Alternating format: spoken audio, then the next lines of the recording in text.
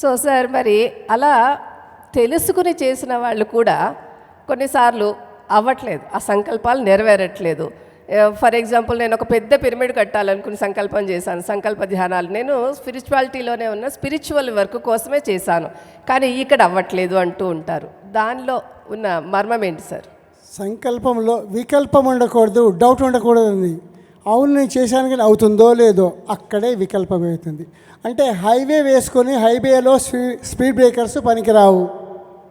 శుద్ధి కావాలి అక్కడ. సంకల్పం ఖచ్చితంగా అవుతుంది.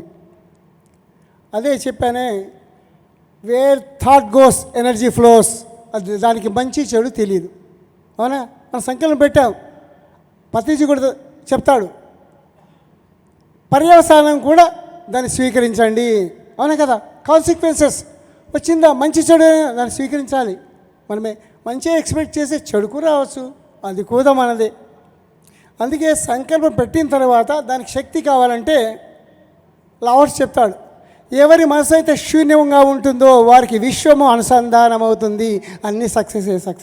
అంతకన్నా మించింది లేదండి. Wonderful sir, wonderful. Thank you. అది నమ్ముతాను నేను. మనము విశ్వకర్తలం అన్నప్పుడు ఇంకా ఆలోచన ఎక్కడి నుంచి వస్తుందని మైండ్ లెవెల్ దాటి, బుద్ధి లెవెల్ దాటి, ఇంటలెక్చువల్ దాటి ఎప్పుడైతే ఆత్మస్థితిలో ఉంటామో అన్నీ సాధ్యమే. కానప్పుడు సంకల్పాలు వికల్పాలుగా మారుతాయి. వీరన్నట్టు దానికి ఎన్నో అడ్డంకులు ఏర్పడతాయి. Thank you sir.